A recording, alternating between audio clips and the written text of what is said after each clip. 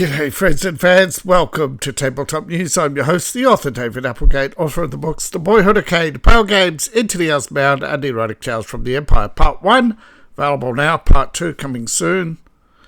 And I'd like to thank the supporters who help make this channel possible. You can support me through the links through my link tree, particularly Patreon. More details at the end of the show. As you know, my favourite site is the Bundle of Holding. First up, we have Nightmares Beneath, an old-school dark dungeon tabletop fantasy role-playing game. The starter pack, the Nightmare Starter, $9.95 with the bonus material. This is August 23, Nightmares Underneath bundle featuring the Nightmares Underneath, an old school fantasy horror tabletop role-playing game from Clockworld. Those guys. Sorry about that. Thornston Games. Thornston Games. There you go. Gave it a good old try. The physical world faces invasion by deadly incursions from the realm of nightmares that manifest as dungeons. To destroy the incursion, your adventurers must risk nightmarish curses, face the dungeon's monsters, and loot its treasures. Of course, to improve your home community, make it more prosperous and helpful for your expeditions into the ruins from the Age of Chaos, where you may find great magical power to banish the nightmares. Standalone game by Johnston Metzger adapts the old school system, replacing hit points with disposition and introducing new alignments and spellcasting rules. This gives you a new chance to get the complete core rulebook, first and second edition, many incursions, monsters, hex crawls for an unbeatable price. It is a bargain at $9.95 for the starter collection. This is all DRM free, giving you the complete core book plus a free edition with straightforward dungeon full of monsters, a 36-page rulebook of Dungeon Incursions, City of Poison. However, beat the threshold price, pay more than $20.14, and you level up and you get free bonus nightmares. Let's have a look at the pack, shall we? In the starter pack, pay the minimum price. Here we have the Nightmares Underneath core rulebook. It's based on old school. In the Kingdom of Dreams, all is right with the world except for one thing. The nightmare realms have invaded the physical world, sending incursions in the form of dungeons to undermine and destroy society. You raid said incursions, you find treasure that is the anchor to a physical world. Once looted, the incursion is destroyed, and you profit. So it's good old mousetrap game. If you understand, you're the mouse, the incursion's the trap. But to keep you coming back for more and to keep the spawns going, they reward you with loot. This keeps the spawns coming. Monsters grow larger, the danger longer, and terrible things start to happen. However, you can invest in social institutions that then grant favours, provide much needed services. You spend this in town, you attend classes at university, become more intelligent. The druggist starts stocking more of the good stuff. The geographical society lets you use its maps and so forth. But you can also turn communities against yourself by committing crimes or leading villagers to their deaths in the dungeons. There's obviously a story behind that to be discovered. And normal retail price $20. So straight off the bat, 400-page rulebook for $9.95, plus you get bonus material.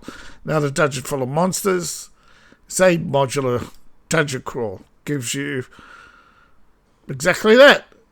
50 individual sections in 5 levels, able to assemble these in various configurations, randomly or not, and there are monsters to populate in unspeakable horrors, arcane beasts, and a few rival adventures too. Now the City of Poison is dungeons. These are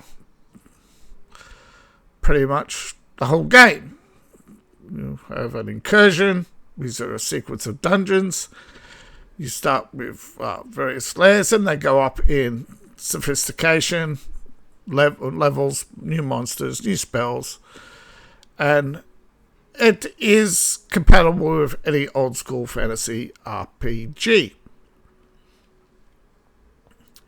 Level up, which I recommend you do, and you get the Nameless Grimoire. 666 spells for the 9 Nightmares Beneath. This is a huge collection of spells with variations, ranged in 33 schools, as well as a table, options for modifying spellcasting, character types, supernatural heritage, sorceress backgrounds, random equipment, random tables, your own arcane traditions, and a number of spell tables. It's pretty big. Just this alone. Boom. Well worth. So for $20.15, 2 rule books. You get the rule book. $20.15 gets you the rule book. 2 wonderful books. The rule book and the Grimoire makes it worthwhile. Plus you get monsters. No false advertising. Monsters are real.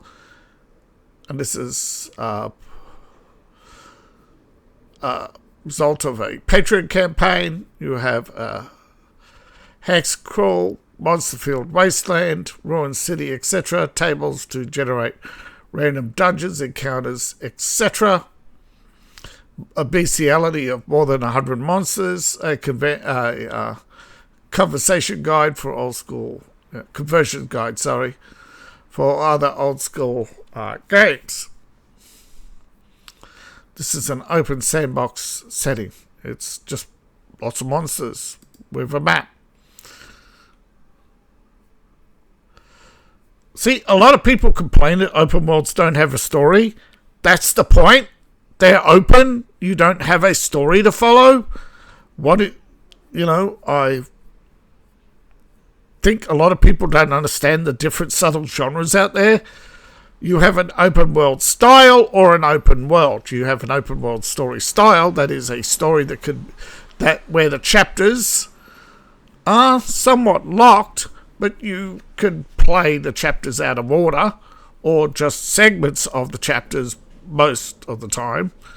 Because there's no essential RPG elements that overlap, right? If you play, let's take Red Dead Redemption, you play, you play around all you want, but if you don't unlock certain things, they just remain closed, right? The various fences, various shops, they're just not open. Or they've just got equipment that's not yet available. So you actually have to play the game to unlock stuff, and that's the RPG elements.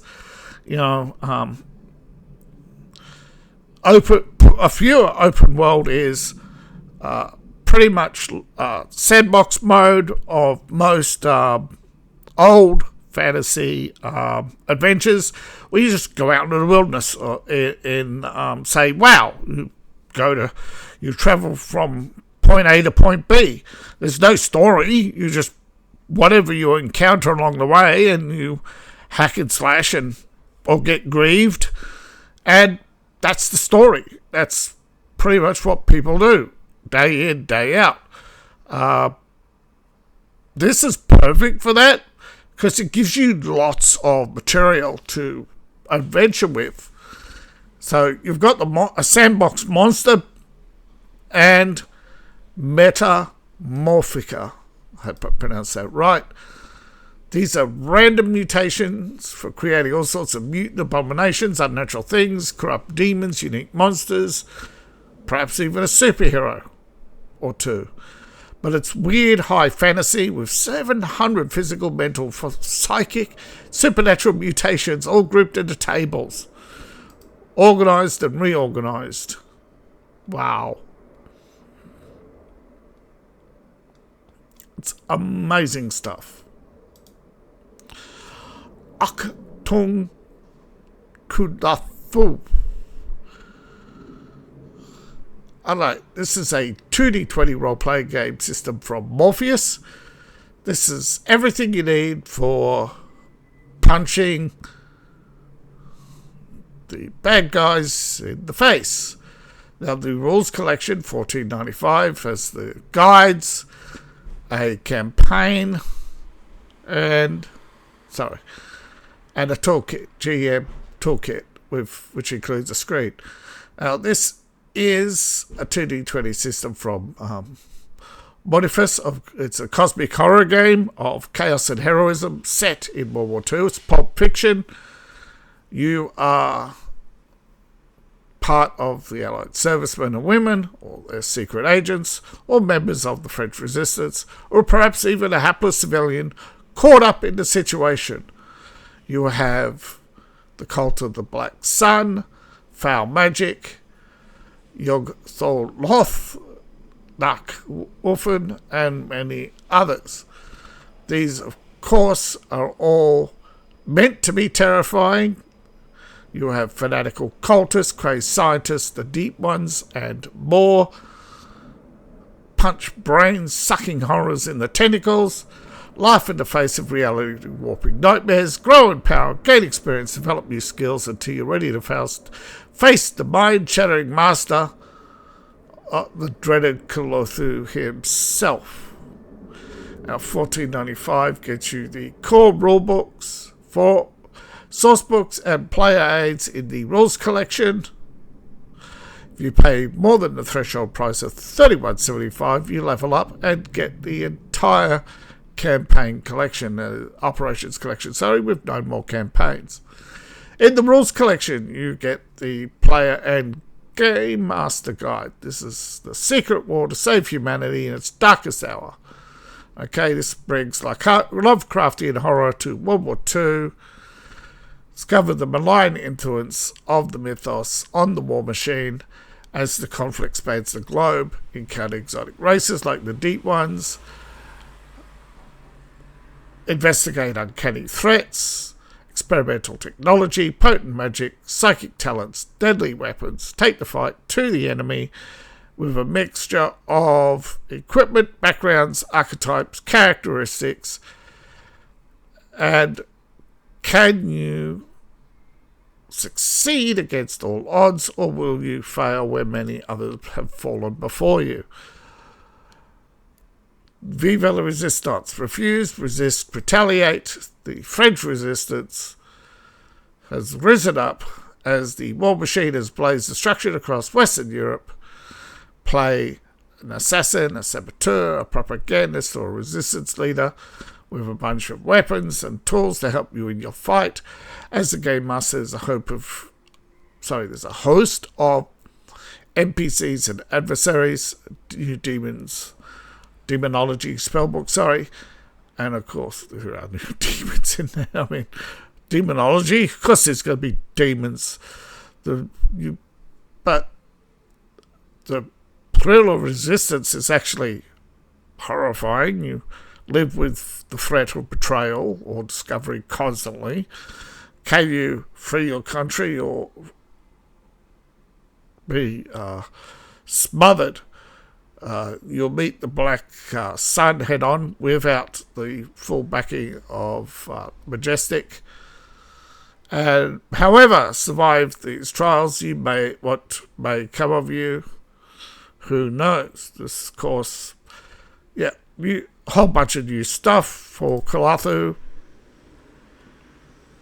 specifically designed for the setting, and of course the toolkit, all the handy tables and guides that you need, including expert advice. Now if you level up, which I recommend you do, you get a group of campaigns. Of course, what's Kalathu without the Atlantis? You will have a storm over Europe, mysterious disappearances, legendary artifacts, a race against time to stop the occult before they acquire lost knowledge, and with pieces of this relic, they intend to construct a super weapon. It's a globe-spanning campaign, 230 pages, so there's a lot of time and material in there. You have various settings, so it's a globe-hopping, proper Kalathu adventure, but they all are really. Serpent of the Sands, it's North Africa.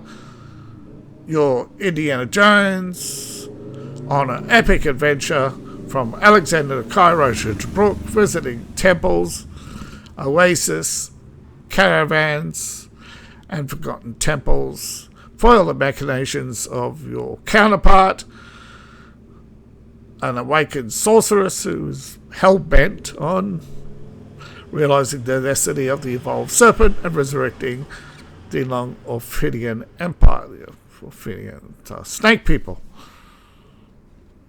as in the name. Forest of Fear. You have a secret war. It's inside the Battle of the Bulge, December 44. You are on the edge of Fortress Germany. Snow has fallen. Last Gambit, a massive armoured offensive that will split your forces and hurl the Allies back to the Deepwater port of Antwerp. However, there's a legion. You are facing a legion of monstrous tanks and terrifying new shock troops.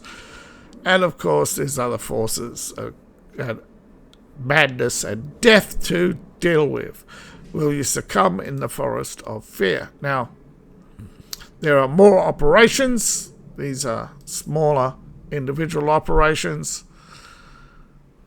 You have the Night Wolf, assault on a train, and the unhatched Migo egg, fighting the forces of darkness, big and small, requires player aids, and you have tiles, secret documents, and some inspirational film and TV sources to construct various other plots against the backdrop of World War II. Now, what inspiration I would draw your attention to would be Hogan's Heroes. I think that gives you espionage and sabotage in a meaningful way that still pretty much belittles and humiliates the second or third greatest evil that history has faced. I think obviously people underestimate the threat of communism and of course the threat of global imperialism in itself. In the past empires, you would probably find that Genghis Khan was far worse, as well as the communist monsters that pretty much destroyed and annihilated over 100 million people just in the name of power. People just don't understand. I think they're just so naive and have no idea how quickly politics can spiral out of control, that useless mobs in their thirst for power will do anything for that power, and eventually charismatic leaders will direct those mobs to create to nightmarish levels of violence, and we've seen it throughout history.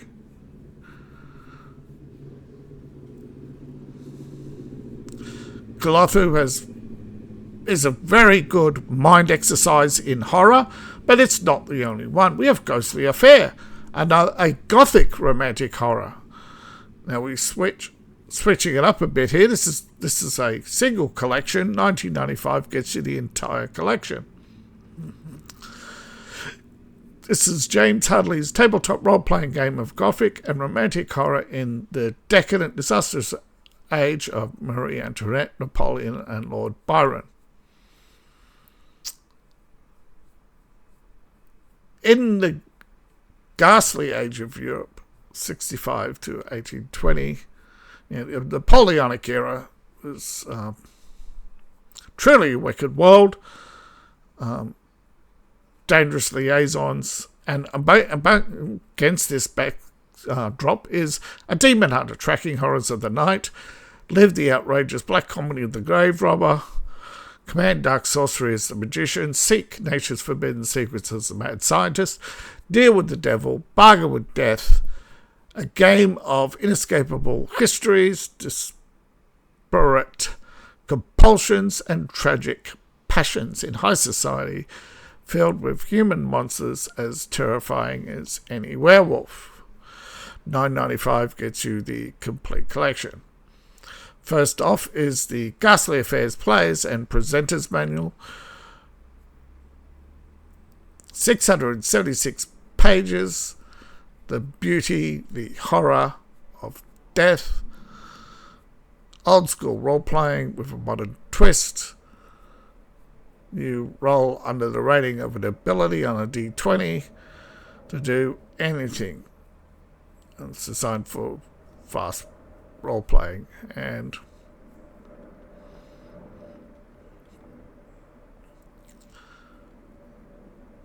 you have a companion volume discussing creating Gothic scenarios. You have various creatures, a chronology, very helpful, as well as lore, objects, rules for contests, of course, and a wide range of antagonists, including monsters. Oh, wait, there was some little detail here at the bottom. Agent of Oracles, alright. Who has a blog. Alright, ghastly supplements, as it says, are supplements. These, there's no guarantee that it will not drag your soul down into internal torment. Although,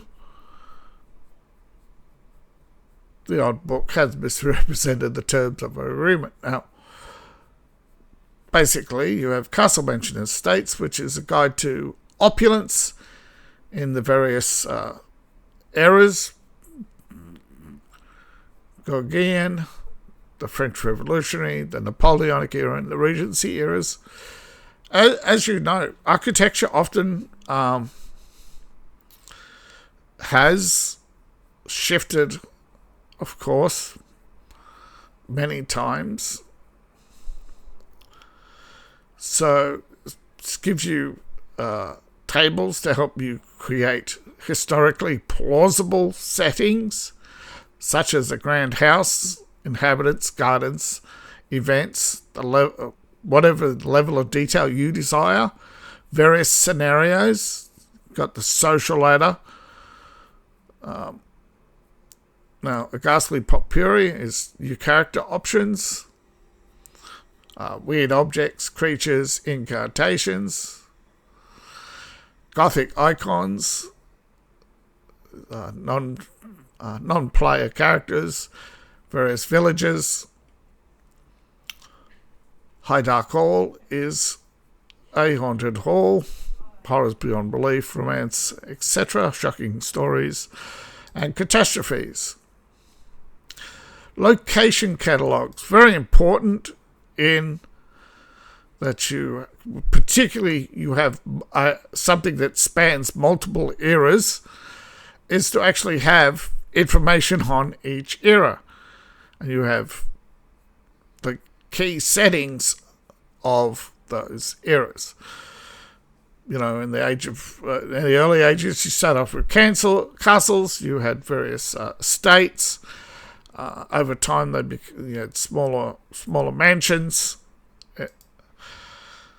As houses, this is the odd part. As you may notice, as wealth increased, mansions decreased. Okay, mansions cost more, but they were smaller. The bigger, older houses became properties of the government, unpaid taxes. The government never loses.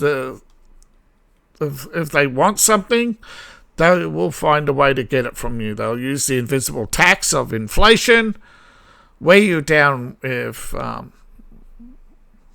wars and even social crusades like Napoleon. A lot of people forget that Napoleon didn't want to just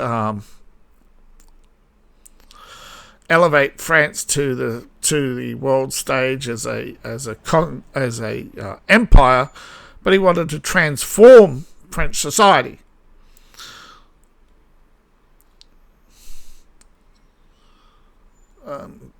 It's often reflected in the architecture. Grand architecture is always meant to be awe-inspiring.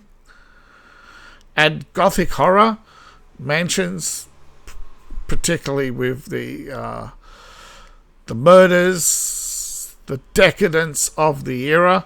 It is a very good setting for Gothic horror. Very good setting for, I would say, lots of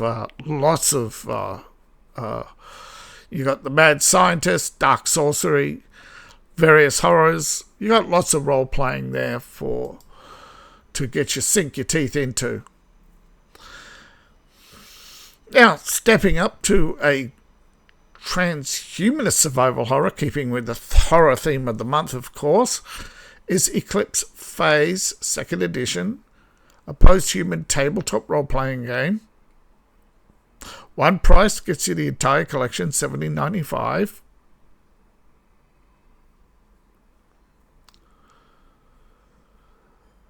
Now, this is the 2nd edition of Eclipse Phase, a tabletop science fiction role-playing game of transhuman survival from Posthuman Studios. After Earth lost the war to the AIs, transhumanity is scattered throughout the solar system and beyond, and you've got to survive. And basically, you're part of a secret organization, Firewall, to protect transhumanity from bioweapons, plagues, nanoswarms, nuclear weapons, terrorists, computer attacks, rogue AIs, aliens, and anything else that could drive transhumanity into extinction,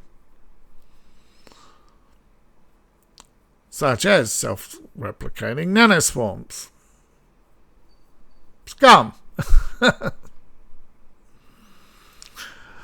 Alright, everything you need in this. Okay, 1795 has 14 titles. We start off with the core rulebook of transhuman survival, lays out the setting, the background, the characters, gameplay, and sample teams. This is a successful 2017 Kickstarter campaign. Phase 2 adventures. There's 3 adventures here to get you started. Bare bones plots. Firewall, Great Cushing, and various criminals, corp, media, politics.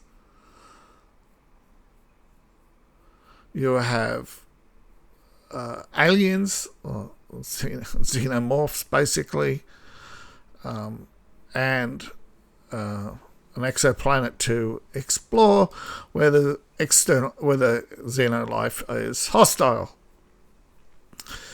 Now we switch it up a bit to smaller operations. These are nano-ops. These are 2-page encounters, basically once-off camp, not often called once-off campaigns, encounters, once-off encounters. You've got 7 of them in total. 4, in total. I don't say 7, I'm sorry. 8 pages in total, and 6 supplements. Now, this is what helps make it worth it, is you've got various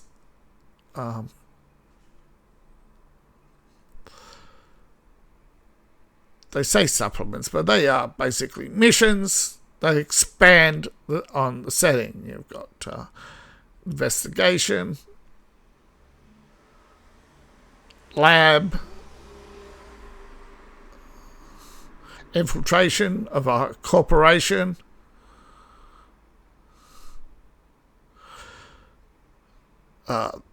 gear, more stuff on transhumanism, and again a habitat and digital solutions. So I would say it still looks good. Transhumanism, horror, it's more body horror, mutations, cybernetics, experimental BioWare, that sort of thing. And now to switch it up even more, the occult Wild West, Huckleberry, a core rulebook and 3 bounties, $7.95 the entire collection. Now, Huckleberry is a Wild West tabletop playing game about tragic cowboys. Maverick, a seasoned bounty hunter who rides out beyond civilization with big iron on your hip, and you encounter and fight the chaotic force known as the Weird. The form you take, the weapons you wield, and the monsters you slay are up to you. This is Wild West meets Weird West with Tombstone, Lonesome Dove, Sister Brothers, Hellboy, Baltimore, Haunted West. Surprise, this is basically a horror theme, of course. You pack your digital saddlebags up and head off onto a campaign map. Now, there is actually a hardcover rulebook available on Applegate, but currently it's these are the PDF bundle.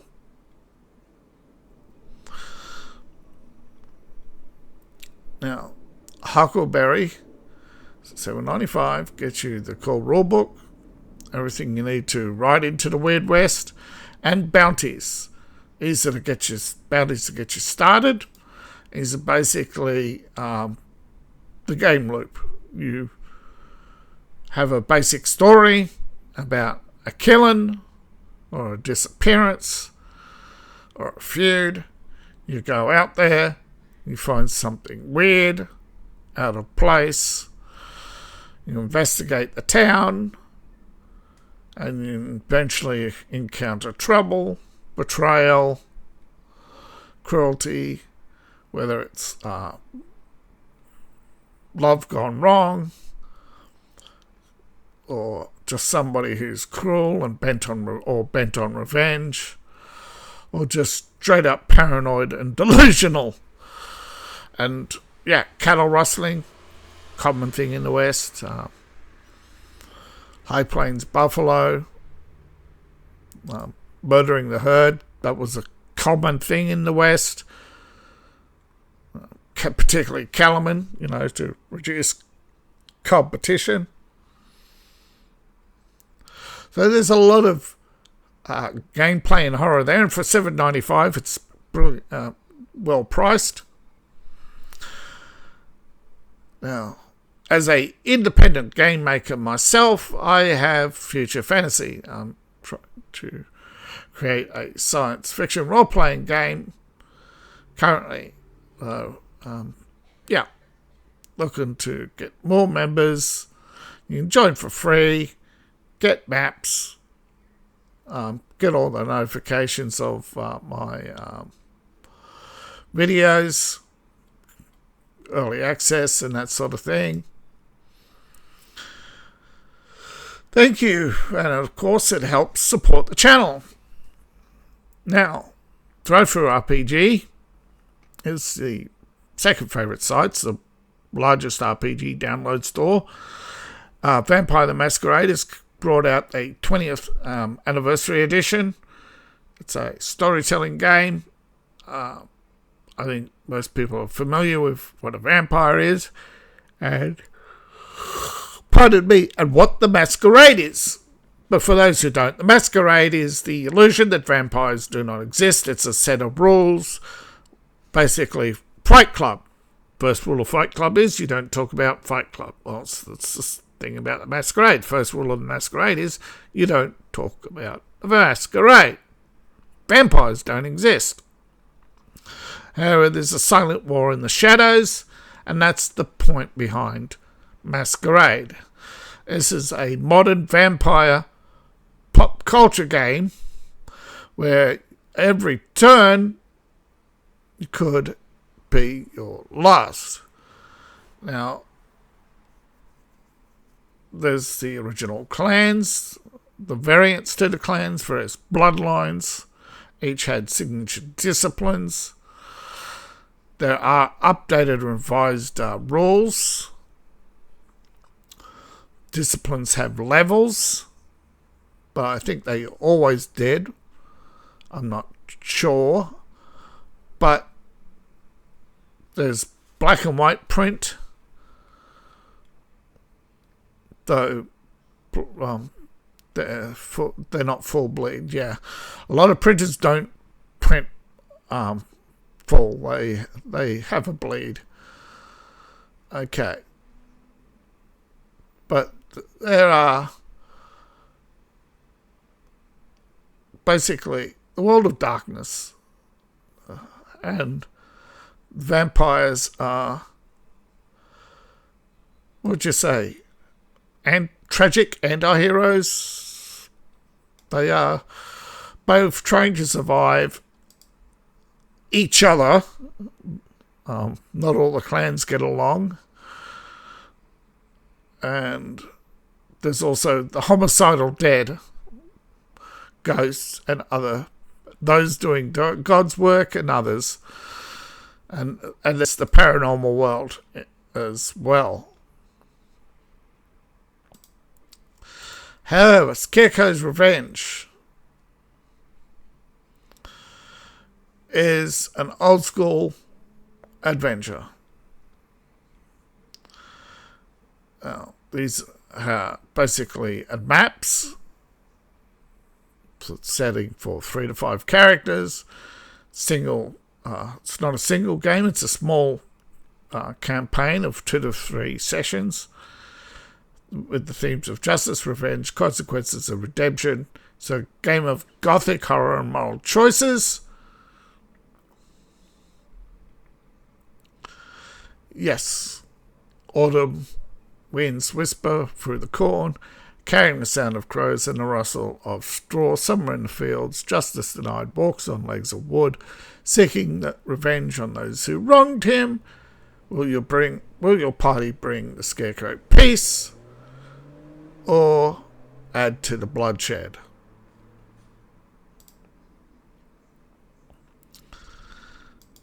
Oh yeah, I did back this project. I was up in the air about it, but it's almost at an end. The main campaign has ended, but you can still back. There's still a second chance running to at least the end of the week. I don't have a countdown. It was last updated a couple of weeks ago now, but you can still make some pledges, as you can see.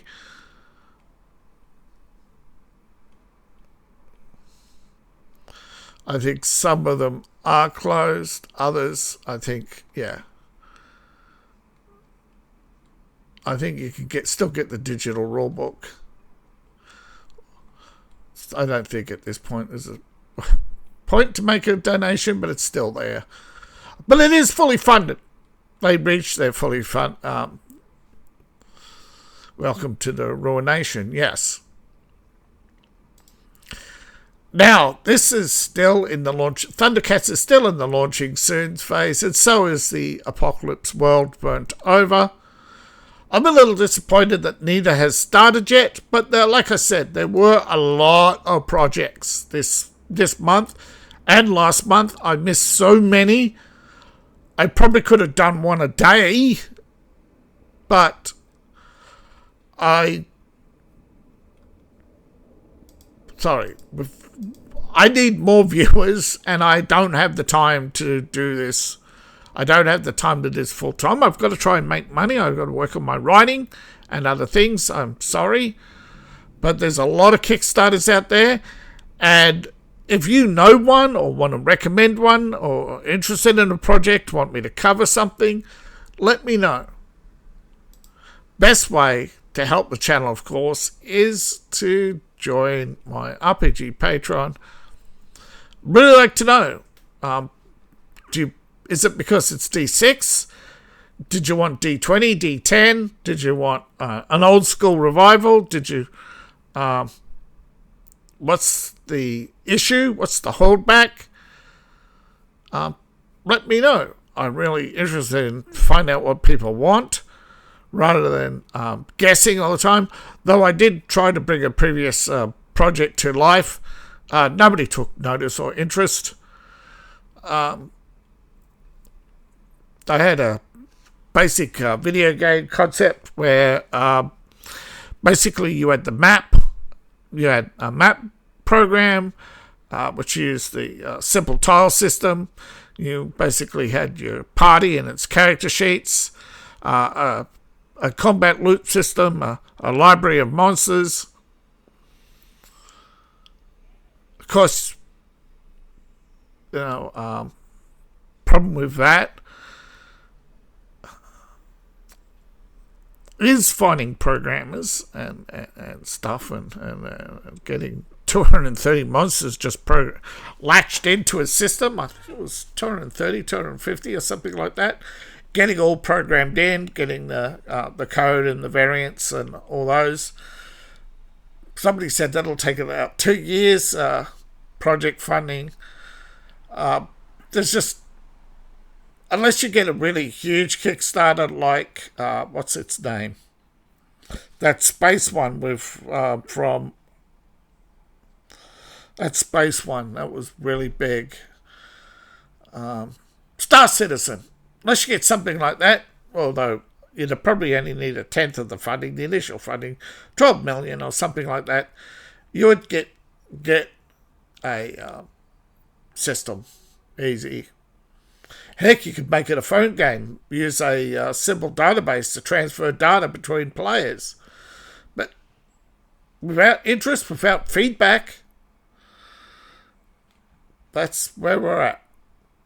Of course, understandably, for every project out there I know, and one of the reasons why I haven't covered a lot of Kickstarters, suppose it's a lot don't make it. Or a lot don't make it big.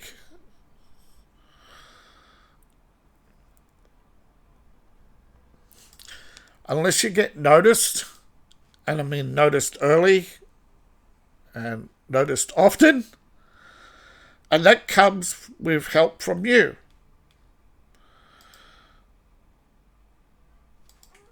It takes interaction.